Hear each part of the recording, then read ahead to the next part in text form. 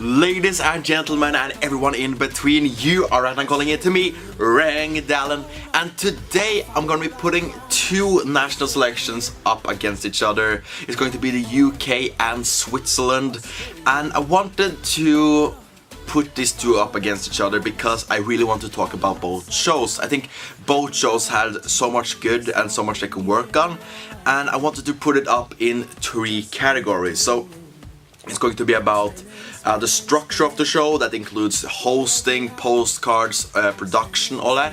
Then we're gonna have the song quality, and then we're gonna have how they handle the results. So that's how we're gonna be doing this. I'm gonna give I'm gonna say who my favorite is from each category, and we start with the overall production.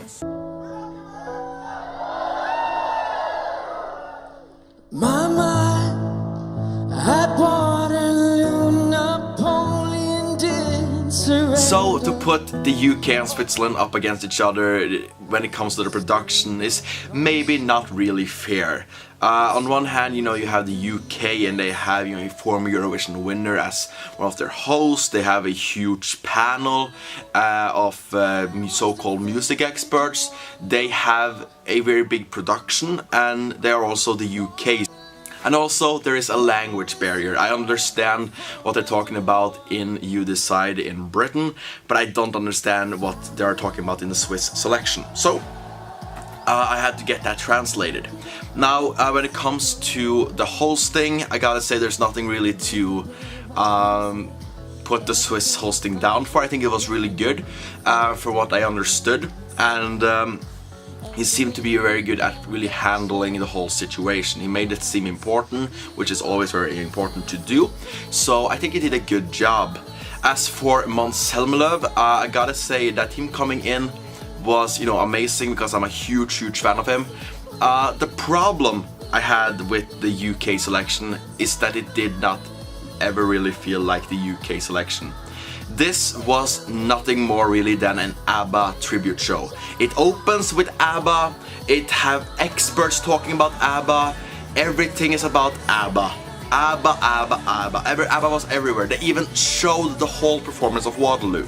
I understand that they won there and all that, but why did the focus have to be on Sweden?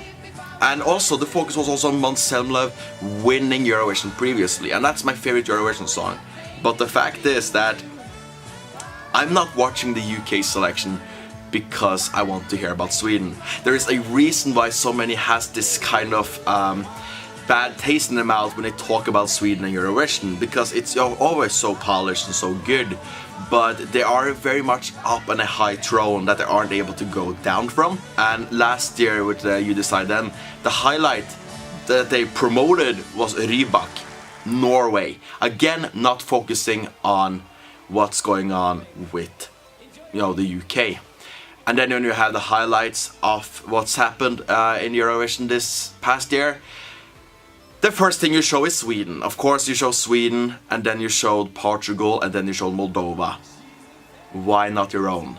With Switzerland, I also gotta say that I think they had really good production in their postcards. The UK did too. I think the UK had overall maybe the best postcard with Surrey. So I think they were very pretty equal there. But also the arena, I think the UK wins there because it feels bigger.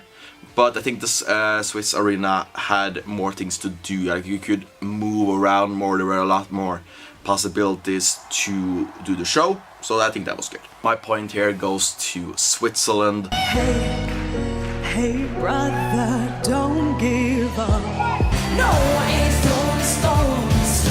No, I ain't throwing stones. Then we have the songs, and I gotta say that Switzerland had two songs I really liked, which were Stones and Compass.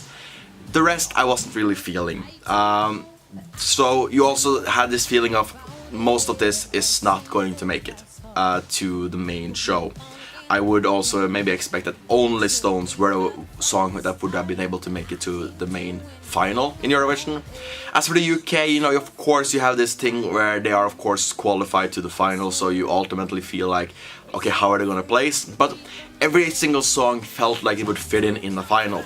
So I gotta say that, you know, for me, I had two songs I really liked in the UK with Legends and You. Then I had two songs that I think were really good with Astronaut and also Crazy. And then there were two songs that I didn't really like at all, which were I Feel the Love and Storm. So, you know, to put these up against each other, I think the UK had a much better selection because, you know, I really enjoyed 2/3 of it. And with Switzerland, I really enjoyed 1/3. So that's why the UK goes up there. Also, I think the UK did a better job with stagings, although they kind of seemed like a sabotage of the song Legends.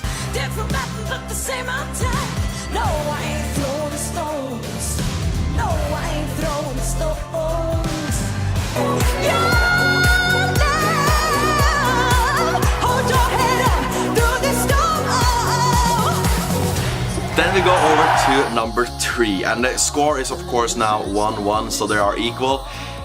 But here, there is no other option than this.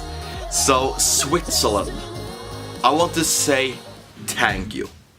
Thank you for creating maybe the most entertaining results I've seen. Not just because my favorite won, but because it was so exciting from start to finish. Where you had two songs that shined so bright and were so much stronger because of it. You had Compass and you had Stones up against each other, and first off, great job by the jury, but even better job by the public. I think what happened here with Switzerland was amazing. They had a great result show, and it was so exciting from start to finish. Now the thing here I want to say is that when you have two songs which are separated by 3 points, it's nearly impossible to not really find out the winner once there's only one song left, which is understandable. But I think they did a good job, and it may be because I didn't understand the language. So I figured that, oh, they're now showing the points for Compass first without saying if it got first or second. That's good.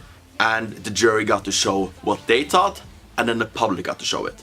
Great, right? They were agreeing on the top two. With the UK, we don't know anything.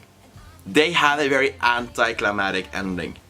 Very anticlimactic. And although I think Storm was the right winner, I'm not sure it won the jury and the televoting. For all I know it did, and I think it did, but I'm not sure. I don't know. And that's something that's frustrating, because when you are bringing in so-called experts to rank the songs and have so much to say, then you need to show the results, you need to show what they're doing.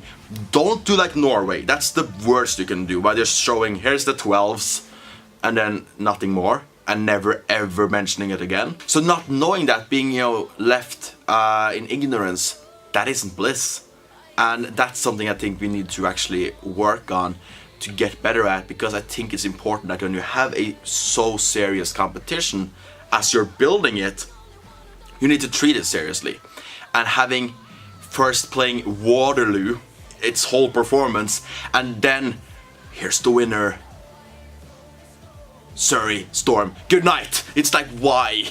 Why did you have to do it like that? Why can't she shine more? Because here's the thing, if she got, let's say, second place with the jury and third place with the televoting, but she still won, she still won. That's good. We know that she didn't get the most points, but she was the one that combined was the best in the opinion of the jury and the public. But now we know nothing, and that sucks. So Switzerland gets a so strong point here, because the thing with You Decide is that it felt like a half-assed show, and I'm not sure why they have such a weird look on Eurovision, because I know many amazing people who are Eurovision fans from Britain, and they're so intelligent and all that, and they just doesn't feel like they fit into what's presented on that television, because the whole show seems so out of touch. So UK needs to step it up, and this is coming from someone who is a huge Måns Zelmerlöw fan and just praises everything he does. But that show needs to be worked on, And Switzerland, congratulations, you did amazing. You are on the very right path, and I think it also is a lot more connected because you're showing it, you know, for free on YouTube to get people involved. You know what you're doing, and you're doing a great job. Maybe pick some better songs next year, but other than that, congratulations. That was awesome. But that's what I think. What do you think? What's been your favorite selection of the year? Did you enjoy Switzerland? Did you enjoy the UK? And who's your favorite of the selected artists so far? Let me know. My name is Rain Down. Thank you so much for watching. Have a great day, a great life. And remember to take care.